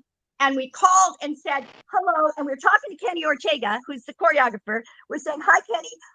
We were cast for your show. You've already started rehearsals. We're sorry we didn't get the message. And he goes, I'm sorry, we're cast now. But we were already, I would Oof. have done, I would have been in Xanadu with Chain Reaction with my friends. Right. And Right. Yeah, that's some of the best locking skates though involved that you can see them do.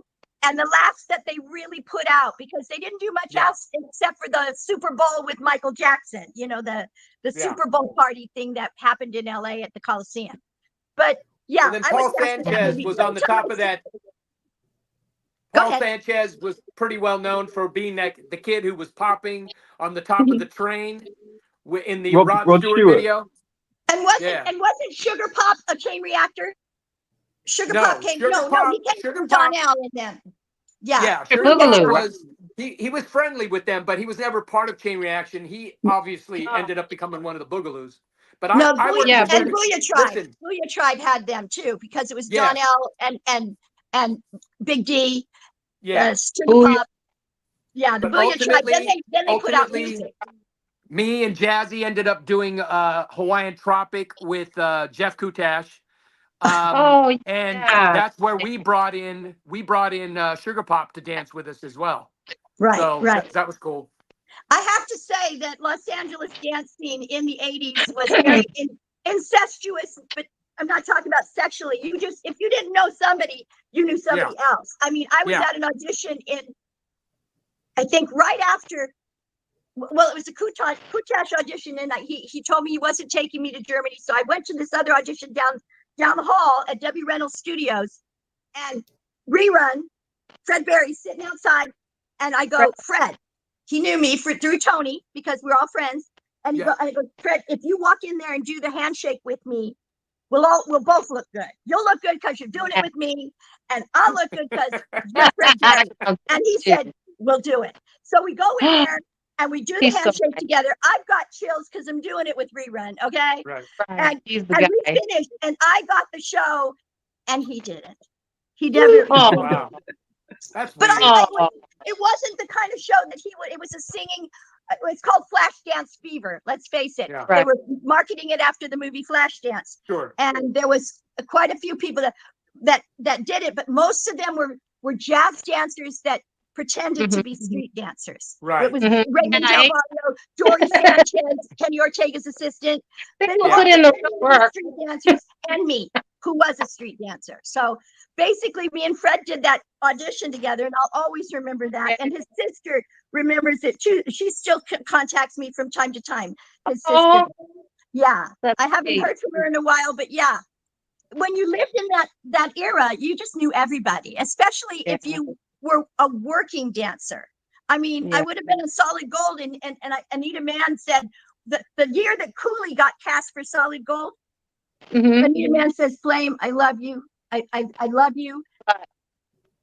I can't use you. And I know exactly why. I had really bad teeth at the time, and these were a lot of close-up shots. I don't know why it took me like 30 more years or 20 more years to get my teeth done to where I could get a close-up. But at the time, it wasn't important. It wasn't important to me. I didn't think that I lost it because of that, but I did. I did. Wow. I wasn't commercially acceptable. And plus, a lot of times I was told, will you dye your hair blonde? And I'm like, but why? Why? There's blondes. You have blondes. You have 4 of them. Why would you want another one? Tony had me audition for the Coconuts, for Good Creole and the Coconuts. And they knew Coconuts. And Tony goes, you're auditioning. And so I did. And they said, you're going to, I should have said, I'll wear a blonde wig. But I didn't. Do anything. I said, no, I'm not dyeing my hair. And I didn't get it. And I was so stuck on being a stupid redhead. But there was always that thought that there's somebody in the audience that likes redheads, and you don't have one, so why not it be me? You know? Tell them what they need, right? Tell them what they need. Well, you had blonde in your hair, girl. You know, if this was shot out of a shotgun, every single BB in that shell has hit something special. Of course.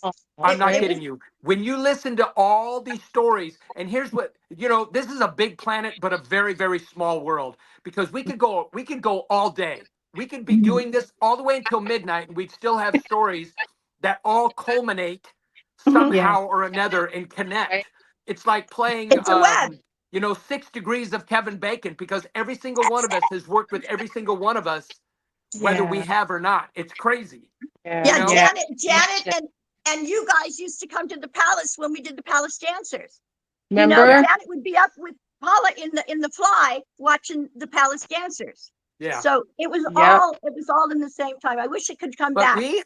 Early on, the L.A. City Rockers worked with Fred Berry on a NBC special, and we were so Amazing. excited. It was called National Poll, and it was a comedy, and they had the L.A. City Rockers with Fred Berry doing this whole thing, and it was awesome, right? So I didn't meet Fred Berry through Tony, but I would later meet the rest of the Lockers through different reasons. We met Shabadoo without knowing Tony, and then all of a sudden when I met Tony, then all of a sudden I was working with Greg, you know what I mean, Kemlark Jr., and then all of a sudden here's Skeet, here's Pete. I remember the first time I met Pete, I couldn't believe I was in his presence. He was so awesome. Because Chain Reaction aspired to be Popping Pete. That was the man. He was the epitome. He was the epitome. And even he's doing stuff, you guys. You see him online. He's somewhere every single day. He's like in different. He's doing it. Yeah, he's doing it. And I used to love Robot Jane. Robot Jane was my. Nobody did what he did. For a quick second, and Rene can elaborate on this. He mentioned earlier about, he was basically in the film industry. There was a point where I was a little bit disappointed in Rene, and because he used to talk about all these awesome ideas about things he wanted to do. And when he got with Janet, he got so involved in her career. Now, it was great for Janet, but I felt like, but bro, what about you? What are you doing? When are we going to see these things that you talked about? Well, You lost a finally, friend. Yeah, you lost a close friend. and You we did. almost lost a director, but he has since gone back into what he does, and he's directed. He directed some stuff for Janet, but obviously that was almost not a no-brainer because he's very qualified. But he's later directed different videos and things. He's worked with the Backstreet Boys, I don't know, several times at this point. So he's done some really cool videos. He really has. So, Rene, do you still do magic tricks with matches? No, only when I feel the conversation is dipping. Oh my God, that was my house. You were dipping with me. Bust him out. No, he came over one time after club and he just did some magic tricks. And I always wondered why he did that. And I was like, oh, okay. But do you know what? Do you know what though? I do have to say this. I think dancers are some of the most creative people on the planet. Like think of how many dancers moved on to direct, to choreograph, to do all kinds of things. And I've always told dancers, and I still do, that you're a director. You know what I mean? Like it's just, to me, when Terry and Jazzy and Anthony came on board, I would get to watch them essentially help Janet shape her entire presence. The truth is I don't know what she would have done if we hadn't met, but I know she wouldn't. Yeah. But I know she would not have done Rhythm Nation with cutting edge choreography. Like literally. Sorry. I said it would have been something completely different. Yeah, well, it wouldn't have been Rhythm Nation at all because that came out of Renee's mind. Right. I just can't imagine that whole section of all those videos that y'all did, and I can't imagine them without you guys. Without the influence that was part of it. That was part of it. There was, but let's be clear. Renee said it earlier. There was no better artist on this planet than Janet to pull this off because she was open to the ideas to go different directions. She wanted to be different, and she honestly, I'm not kidding you. I've worked with a lot of people. By far, Janet is the most innovative and talented and open. And very generous, generous in terms of a whole nother level.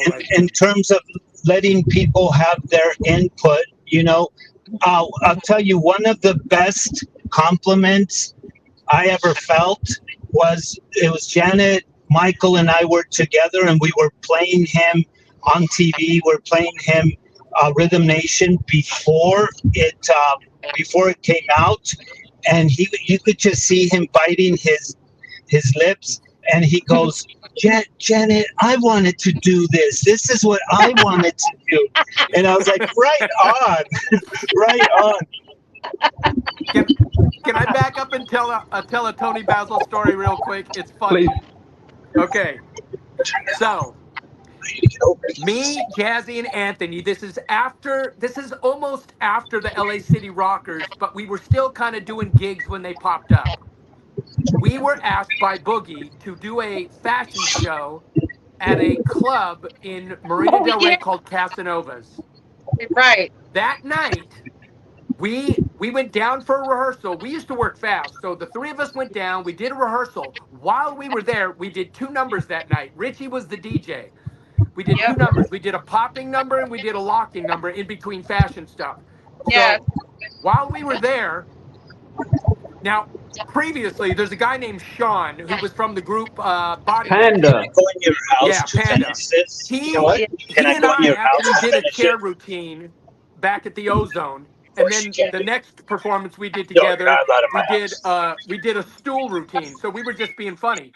So Yeah. anyway, fast forward, we walk into this club, Casanova's, and they had those perfect cane back chairs. And I looked Yeah. at them and I was like, I went to Boogie and I said, do you think the owner would let us take 3 chairs home? Let us Yeah. add some of this choreography and Mm. then come back. So we had like 2 days to get this thing together. So Yeah. they said yes. So I took the chairs, put them in my car. We drove home. Mhm. I came up with choreography for us to do as part of this whole locking thing we were going to do.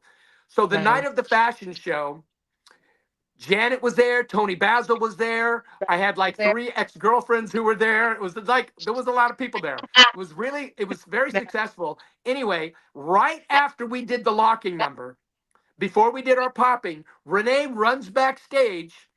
We were just getting ready to go into the dressing room to change clothes. Rene goes, "Bro, who did the chair thing?" And I went, "I did." And he goes, "Bro, don't ever do it again. Janet wants to use it in her next project." Oh This shit. is this is 97. Okay. So, from Mhm. 97 to actually it was probably wasn't it late 96? It was late 96 cuz all through 97 into 98 we before Rhythm Nation comes out, Right. this is after Control, and so Janet's on kind of a hiatus. Right. Right. Tony Basil hires me, Jazzy, and Anthony to perform with her like 5 times Wow. on television. And Cool. every That. time we'd get halfway through these rehearsals, we did Beat Street, we did Street Life, we did Mhm. different Right. things. Every time we'd get halfway through rehearsal and she would say this to me, "Hey guys," because she was there that night. She goes, "Hey guys, what about doing the chairs?" Now in my head, I'm like, "Oh, no, no, no. I can't give that to anybody." So I tell Tony's. Tony, She's "Yeah, smart. let me see if I can find them." And then it Uh huh. would die. About the third time she hired us, she said, "Hey guys, can we get the chairs going?" And I was like, I've been looking and I can't seem to find it, but let me try. We get through that rehearsal and now the number's done and it hits her. And she literally goes, "Why do I even hire you guys? Blah, blah, blah." But she used like half of her choreography was ours that she used. So Mhm. that's not a stab. That's a good choreographer. Use the talent in the room. Right. So Right. fast forward.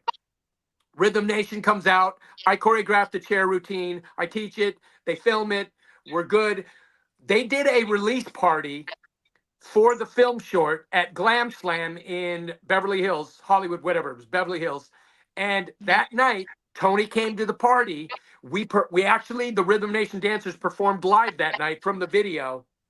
And I don't know if you guys remember, but there was all these booths with a walkway, then the dance floor, then a stage. And on the stage, they had brought in a screen and they were getting ready to air the film short. I'm standing, Janet, Renee, Terry, Jimmy, they're all sitting in this booth. And then Tony was standing in front of a booth down here. She was leaning against this pylon. I was leaning against the pylon over here. Here comes the film short. And all of a sudden, here comes Miss You Much. And then it says, "Is that the end?"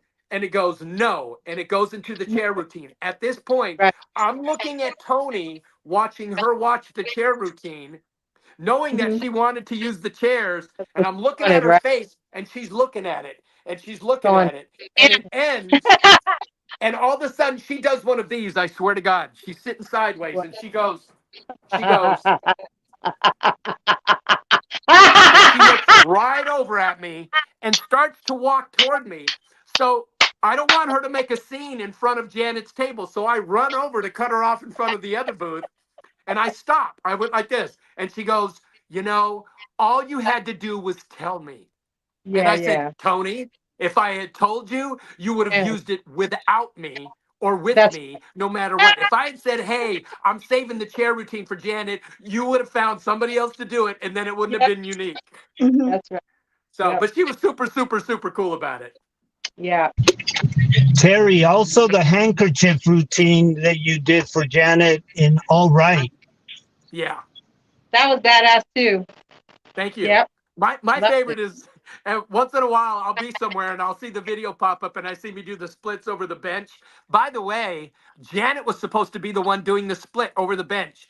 She did it And then she tried to do it again, and she almost fell backwards. And Rene freaked out and said, "No, no, no, no." The director runs over. "No, no, no, no." Because they thought if she gets hurt, we're totally dead. Yeah. So Janet, Right. Rene insisted that I do it because Janet was the one who was Yeah. supposed to be in the middle of us. It would make sense. Yeah. So we literally had to restage right there on the fly. She landed on the top of the bench her second try, and her butt hit, and she fell backwards. And we caught her real fast. But then Rene was Yeah. like, "No, no, no, no, she's not doing that." Right. Right. Wait, what about standing on the shoulders of giants, getting to work with Cap Calloway and the Oh Nicholas my God, brothers? bro! Cap Damn, Calloway. bro. When you're in the heat of it, when you're in the heat of these things, you almost can't appreciate them. So it was one thing to run around and say, "Oh yeah, Cab Calloway's coming in." With that said, originally it was supposed to be holy crap, how do I go blank on his name? He's my all-time favorite. Gene Kelly. Gene Kelly was originally supposed to be in it, and he backed out at the last second because he said he doesn't want people to see him as he is now. So he backed out, and Cab Calloway came in, and then we had the Nicholas brothers, Sid Charisse. I got to work with Michael Kidd for like 6 days in a row up there at the lot. Just me and him getting up early in the morning and going and staging this whole thing out. That was Dang. amazing. Michael Kidd, give me a break. That number is the reason why I'm dancing. The amount of people that you've inspired through that and continue to over the world, it's groundbreaking. But you know, the question that I really have for you guys is, when can we get a reunion? When can we get all of the LA Rockers together in a room, and then I can join the crew? I want the jacket. You might not like the initiation. I never got a jacket.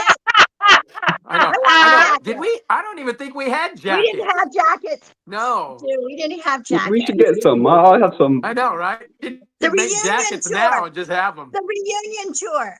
Yeah. We can all still do it. I mean, I'm not doing a backspin. It is gross. Okay. With my Are you gonna do an aerial? Huh? No, touching an aerial. You're great for aerials. You know what? If I did it like Terry off the stage, yeah, I could still do that. I don't think I could do a standing aerial. Hey, Yeah. I'm not kidding you. The first time I've ever done a front flip like that, you saw me do it live. I just decided to do it right there on the spot. Oh, where you hit the light bulb, and the light bulb came off the stage. Remember? The Yeah. light bulbs came off the stage. Yeah, And I you just go, decided to do it. oh wow. I had never done that before. No, I don't think I can do aerials standing straight. Unless I have a floor that jumps like a gym floor. But yeah, no, that's not gonna happen. I'll probably I tear don't my know. ACL again. Terry, Yeah. Terry, what about the butt drop at Voila? Oh. There was Tell a him. there was a club. No, what was the name of the club? Was it Marbles or Chamois? Okay, there was a group. There was a group called the L.A. Breakers, and we were the L.A. City Rockers. And apparently, the L.A. Breakers had been talking shit about the L.A. City Rockers like they were better than us. But they were all breakers. They were pretty decent, but they didn't know how to pop or lock. So we heard all this crap, and then all of a sudden, I don't even know how it got set up, but we went to battle them at a club. On the floor, it was a huge plexiglass floor with big octagon shapes of plexiglass with lights coming through them. So they were like these big honeycomb sections. So we're battling, we're locking, we're killing these guys, right? All of a sudden, I jump up in the air, fingers forward, feet forward, and I come straight down into a butt drop, and I broke through the floor.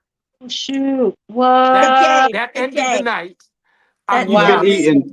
All you can see is my hands and my feet, and the rest of me is down in here. I cut my hand, and you know what's funny? We laughed it off, but the club tried to sue me. Oh my God.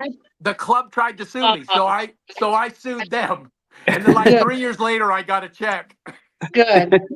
You know what I used to hate is you'd go to these clubs and you'd want to lock and you'd want to do it on the. And for girls, we didn't always wear knee pads because we didn't always wear pants that were baggy that looked over our knees. Sometimes we'd wear hot pants. Sometimes we'd wear skin tight pants. So when you actually got in the groove and some guy next to you is doing some funky knee drop thing and you want to just go down and up, the floors, especially in Vegas, marble, fucking marble floors. And there's nothing worse than doing a knee drop, hitting solid on your kneecap instead of on the back of your hips or your haunches. Yeah.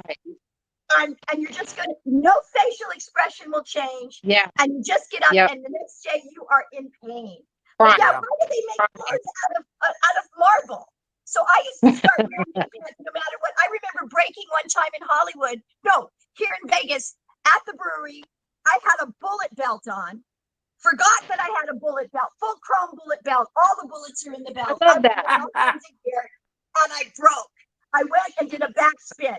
I had so many bruises on my hips the next day. Yeah. And I just, you get in the moment and somebody's like coming up to you, especially if it's a girl. I don't care about guys because I'm not a guy. But if a girl's trying to front and trying to give me like taking my airspace out, I'll do whatever it takes to back her up. So I did it. I did not a windmill, but I did the throw the leg around so that I can get some momentum. And boy, did I regret that I was wearing that bullet belt. It You're lucky they weren't real bullets. Bang, bang, bang, bang, bang. And I used to wear that to the airport. They didn't ask me to take it off. This was back in the day. They didn't ask you to take your medal off. I mean, I had so much gear. It would take me a half an hour to take off my plackers, my belts. I mean, I was full geared out. I don't know why, but that's what I was like. It clacked better when you're popping. Right. I mean, you mentioned Dallas earlier. Mm-hmm. My wife, Christine Sanchez, I met her on her very first dance job working with, it was her very first dance job. She was 19. She was working with Jeff Kutach, Dancing Machine. Gosh. And this was a gig that was going to go to Spokane, Washington, and just do this. It was the weirdest thing ever. Dancers at a hunters and hunting and fishing convention in Spokane, Washington, and this is how big dancing was at this point. Was they wanted a dance group to come perform at a hunters and fishers convention. So Wow. I walked up. Me and Anthony got there early. Jazzy and Rene were coming from somewhere else. We had walked upstairs. We were on that studio that was upstairs on 3rd Street. We walked upstairs. I'm standing in the doorway and I look in. Dallas was running. Jeff and Marty were behind the desk. Dallas was running rehearsal and there was a group of girls. And there was this one girl over there. She had all this big, crazy Hispanic hair and she was fine. And I looked over and I saw her and I looked at Anthony and I went, if we book this job, because Jeff wanted some street dancers. He already had his girls, his jazz dancers and stuff. So he said he wants some street dancers. So I looked at Anthony and I went, if we book this job, I'm getting that. So that's my wife now. Well, I congratulate. Let's just say Dallas was a phenomenon. Unfortunately, she succumbed to cancer quite a few years back. And I saw her just when she was going through it. She refused to she went holistic. And I also am a cancer survivor of 22 years. I had stage 3 breast cancer, but I did whatever it took. If your hands got cancer, you cut the shit off. You don't sit there and say, oh, let me see if I can rub the cancer out. She went holistic. And I really think that she dropped the ball. I mean, all she had to do was take some chemicals. I mean, everybody was doing them. I know. I started a studio in 1998 called New World Dance. Around 2004, Dallas walked into my studio. I wasn't there yet. She was talking to my receptionist, Bettina. I walked in, I opened the door, and Bettina goes, oh, there he is. So she turns around and looks at me and doesn't remember me. Now we did a bunch of gigs. We did a bunch of gigs together. We did Hawaiian Tropic International together. So she turns around and looks at me, sticks her hand out and goes, oh, hi, my name is Dallas Ziegler. Wait. No, you're right. She had married a guy named Ziegler. Her last name was Winkler. And I said, when I saw her again, I said, so you're Dallas Winkler Ziegler? Yeah. And she went, no flame. I said, well, I double named myself when I was married, and I still keep it because it's too much fucking trouble to change it. Right. But no, she went from one name that is exactly the same as the other name. Yeah. Yeah. So So yeah, Ziegler she was her introduces married man. herself. She puts her hand out, and I shake her hand. I'm looking at her. I'm going, Ziegler, you're Winkler. Now I didn't say that. I'm just looking at her, and I'm waiting for it to hit her. And she's shaking my hand, and she's trying to tell me why she's there. She wanted to do. She wanted to teach a workout class. She was trying to get a job, and she Mhm. lived up there in Santa Mm. Clarita. That's where my studio was. Mhm. So we're talking, and I start smiling, and she goes, why are you smiling? And I went, do you not remember me at all? And she goes, and I went, I'm Terry Bixler, Jeff Kutaj, Dancing Machine, L.A. City Rockers. And she goes, and she just starts laughing. And I go, yeah, this is my place. And she goes, this is your studio? And I go, yeah. So we start talking. She literally became a fixture at that Oh, studio. She performed cool. in two of my Oh, shows.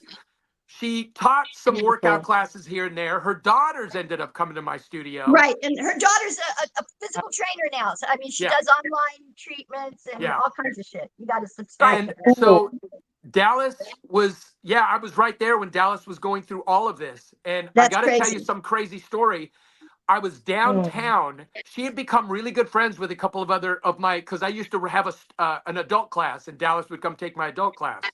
And there was Uh-huh. a girl named Jessica who took my adult class. Her and Jessica had become really close.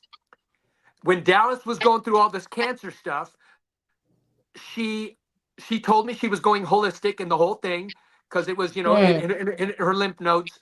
So all of a sudden, I told her at the time, I said, I want an update from you every single week. Every single week, she would text me and say, this is going on, this is going on, this is going on. All of a sudden, 4 weeks went by and she didn't reach out to me. And so I ah, reached out to her and I'm like, what's going on? What's going on? She doesn't respond. All of a sudden, she pulls up in front of my studio one night after we closed and I was cleaning it up with her daughter. She gets out of the car. She had just bought a brand new Mini. And she gets out. She comes walking around. She's wearing this leather jacket. She comes in and she starts, and I go, what are you doing? What's going on? And she goes, oh, I'm doing great. Blah, blah, blah, blah, blah. The reason that you couldn't get in touch with me is because I changed my number. And I'm like, okay, blah, blah, blah, blah, blah. We had this long talk. She said she was doing great. And her daughter, she was talking about her daughter on the Golden Valley dance team, Golden Valley Mhm. High School dance team, which I work there now. Blah, blah, blah, blah, blah. Everything was Plug, cool. plug, We plug. go forward. Everything's cool. And then all of a sudden, I don't see her for a little bit. I'm downtown LA getting in the garment district, getting costumes for one of my shows. And I'm mhm. all of a sudden, Jessica calls me and she's crying like a baby. And I'm like, what's going on? And she says, Dallas died today. And Yeah. I'm like, whoa, wait, what? I just saw her just like a few weeks back and she was doing great. All of a sudden, she just went into a decline. And Yeah. within 2 days, she was gone. Yeah.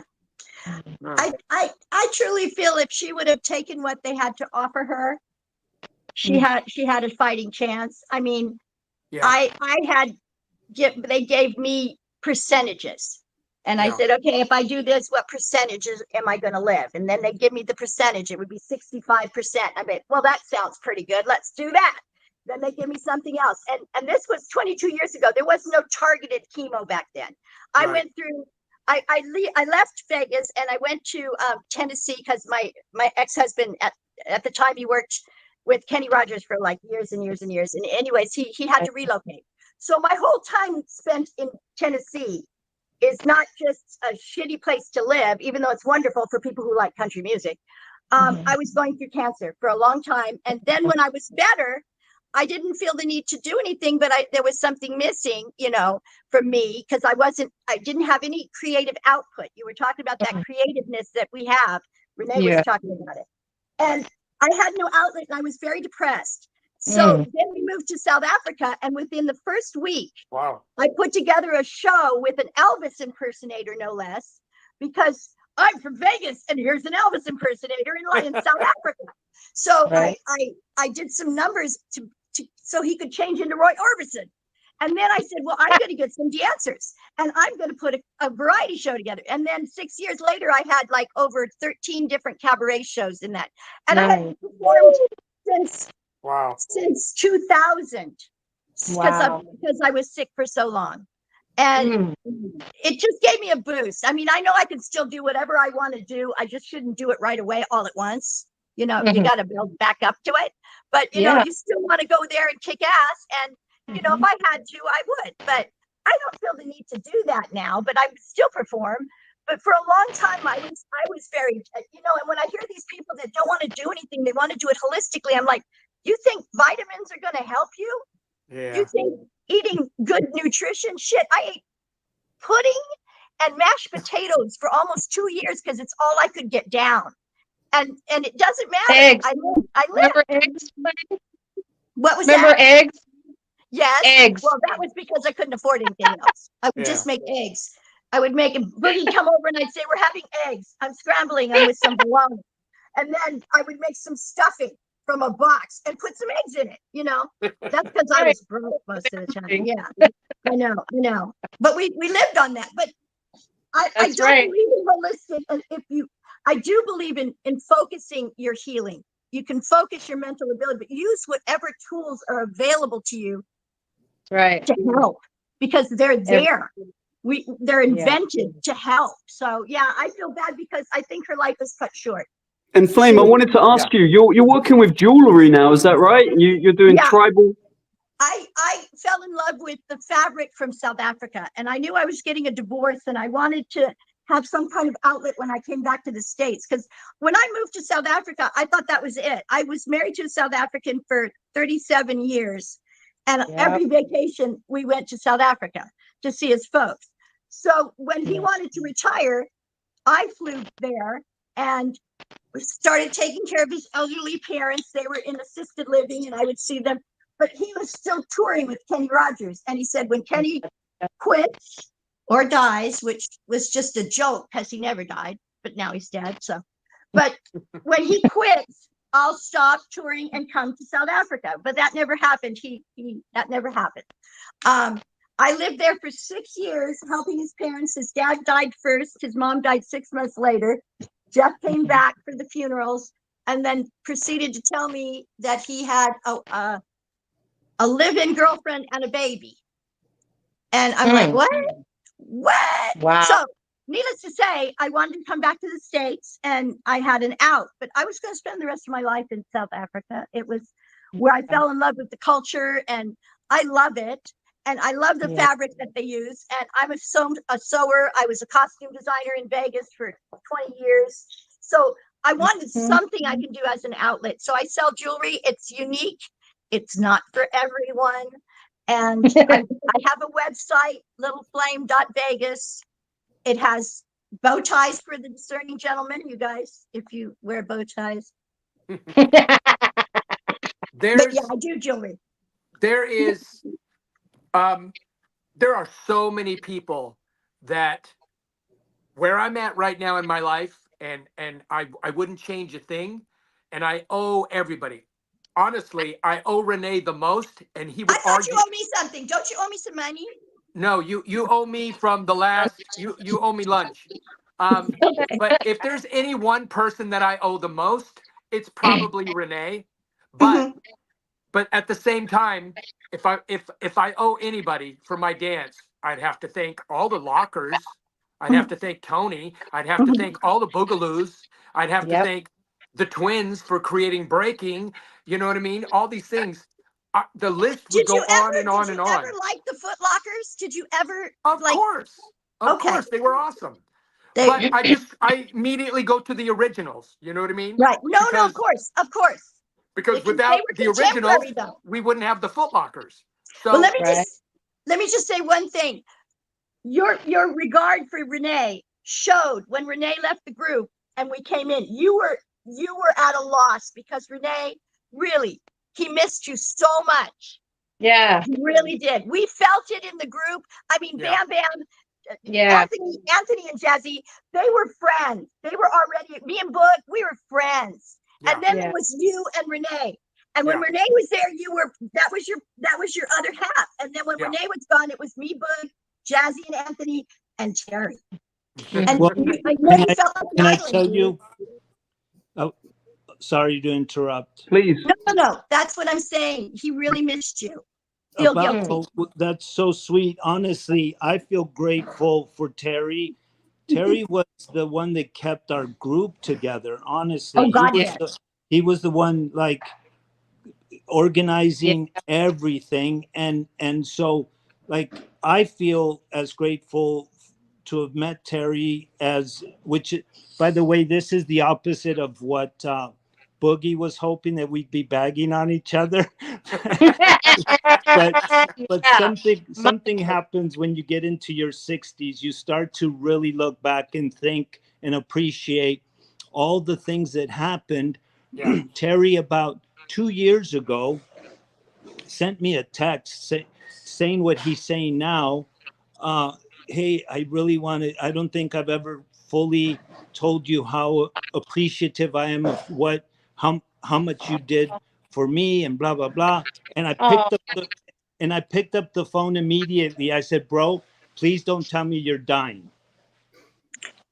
Because aw, because we, we did, when you go back far enough, all we did was bag on each other. That's all we right, used to do. right. We got into our, this is how your true friends are. It's Right. like Terry and I have known each other for a long, long time. We could pick up the Yeah. phone, talk to each other. It's like we've never stopped. We meet on the golf course. Terry, AJ, and I, have Yeah. golfed more times than we can, That, remember.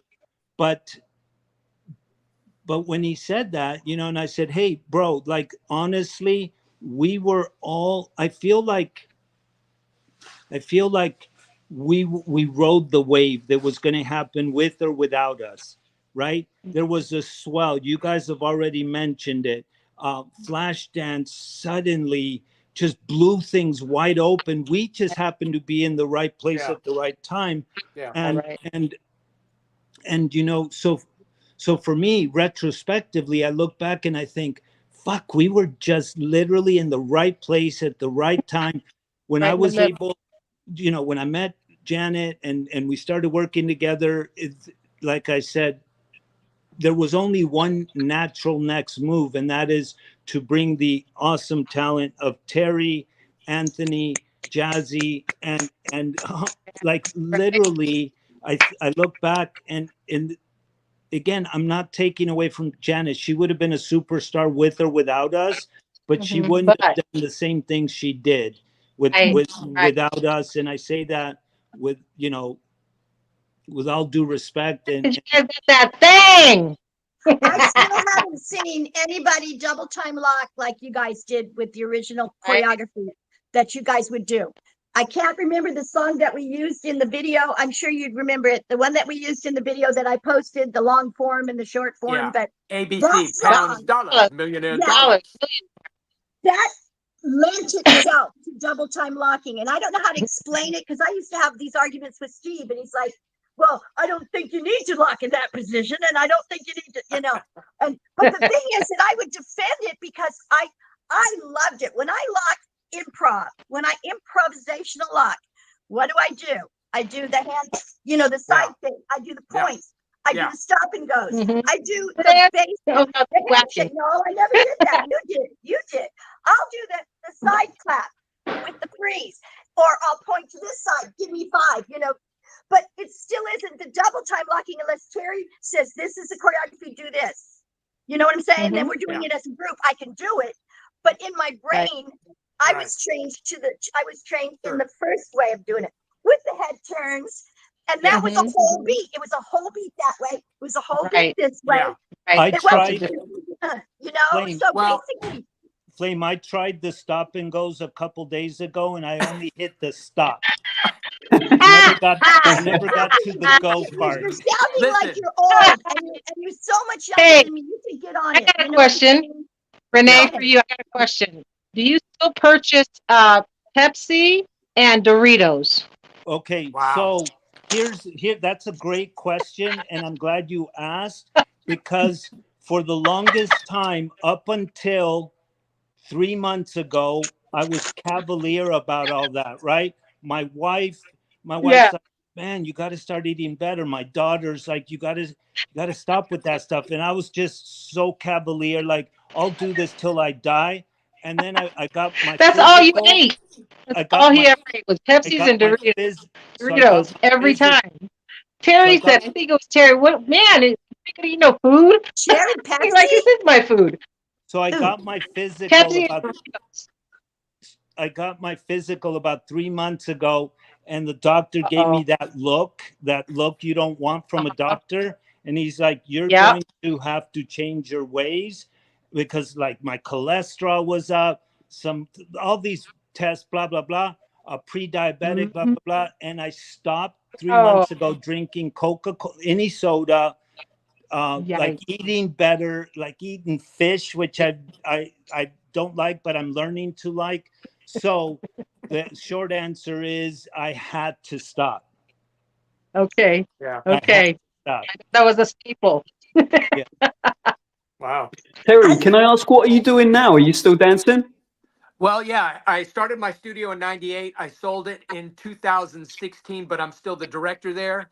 But in 2009, I also took over the Canyon High School dance team. But Oh, then I left there and started doing Birmingham High School as well as Golden Valley. So I've got two high schools that I run. They're I don't run high schools. I run their dance program. And then okay. I'm still a director at New World. So What a I'm What show constantly off. doing, oh, that Stop opens up. showing off. Now, listen, this opens up a window and we're going to talk about it. This is very important. It was depressing for me. I love seeing guys from the old school. I used to love running into Marvin and Patrick and all these Oh my guys, God, Marvin. he's here in Vegas. TC and Crescendo and all these cats. But my problem was they a lot of them were getting stuck in the old school. And anytime I would talk about some of the new dance styles that are coming out, they would be like, they had the attitude like, these kids don't know what dance is. And I'm like, how can you not see where this is going? So I'm with you. I'm with the you. I've I know always you been. are. I know Yeah. you are, Flame. And the one thing I can say is every step of the way, I've tried to update and change with the times. Like, I don't lock very often or pop very often anymore. I spend more time choreographing more up to date hip hop type stuff. Now, it has my style. What I don't like doing is commercial movement. So whatever you see on TikTok, I'm probably not going to do because that's not fun for me to copy somebody else's movement. Yeah. I Mm. developed a style of my own hip hop many, many, many years ago, and I try to stay true to it. So it has the cleanliness of Mhm. locking, it has the isolations of popping, but and it ends up looking the way it does, which is a little different. It's not better than anybody else's. It's just different. So that I hold on to that, you know. That's Mhm. But wonderful. it was a little frustrated that all these very, very talented dancers wouldn't they didn't seem to want to move forward. I But felt they like they were were like kind of a getting lot stuck of in the these, past. Terry. They were like that in their 30s. They didn't Yeah, want to move forward. They've been yeah, stuck. They've been stuck in. They don't learn. It's like you grow old if you don't learn. I mean, I just right, went to UNLV and took a class on drawing. I used to illustrate for my Have yeah, costumes. Hadn't yeah. done it in 25 years. I took drawing one. I'm still learning. I'm learning. It yeah, makes your brain Yeah. fresh. Keep going. yeah. And Yep. if you don't, Hey you guys, become my stagnant. battery's getting low. I have 1% Oh, and I don't have a cord that's gonna reach. So if I go out, I love you all. And it's so good to see everybody together We again. got to talk on our own, Well, yeah. we're reaching nearly 2 hours now, guys. And I Oh, have to say that I am so blessed. Thank you very much for joining. I mean, I want to leave it with you guys, but before then, definitely before Boogie cuts out, please, if I can invite you guys to come back and bring anyone else and keep this yeah. conversation going, because there's so much more that I really want to ask you guys. Yeah, Man, Well, that's Well, and, absolutely. and I Listen, want to invite y'all to come to Vegas. Come on. I'm in Vegas. Come on. There's things to do here. yeah. I mean, yeah. Put a you show gotta together. get Anthony in on one of these and talk to him, and because he's got a whole nother perspective. You got to get And Yeah. Jazzy Jazzy. in. Jazzy. Jazzy Jazzy. ended up living in New York and teaching at Broadway Dance Center. Yeah, So I It's think fucking awesome. great. You know, we've all shotgun. Yeah. yeah, yeah. Boogie, Yep. sorry you're Yeah. running out of batteries, but so great to see both of you. You too, Absolutely. Rene. You a Uh, homie, guys. And We're Boog, gonna I'll do talk to something. you on We the might as side. well. We're not getting any younger. Terry, if I saw you on the street, Terry, I would not even fucking recognize you. You're I grown would up. recognize You're you grown though. up. You were I know. such a young kid. I'd recognize him. I would And recognize Renee, Terry. You Renee, sure? I would recognize because he hasn't taken off his sunglasses or his fucking hat. So how would I fucking know him? Well, he's got his glasses off. Boys. Hey, you guys, look what I got. Is that ink? Godzilla. It's What is Godzilla. it? Godzilla. Oh. I finally got it too. You got Godzilla? Then I have to get Yeah, Godzilla. baby. Then I got to get Godzilla. Godzilla. It's Hey, so Jay. good. They don't make really hurt nowadays. They got some stuff Hey, that makes We're this should signing off. segue into the Say- Backstreet Boys because AJ's the best dancer from that group. Yeah. All right. Absolutely. Damn right. Bye, guys. Thank you. Thank And you. you. And Thank soon, you and so Thank much, you. guys. and soon to be the best golfer in the group. Awesome. Stu, it What'd was you an say? absolute pleasure, bro. Thanks for putting this together, Thanks, buddy. Stu. Terry, Anytime. Boogie, Renee, Flame, thank you so very much. And anyone who's watching this afterwards, please leave any comments for the guys. And like next time we will continue this conversation. So Yeah. I have to say thank you and good night. All Much love, love, you all guys. love. Appreciate it. Cheers. I love all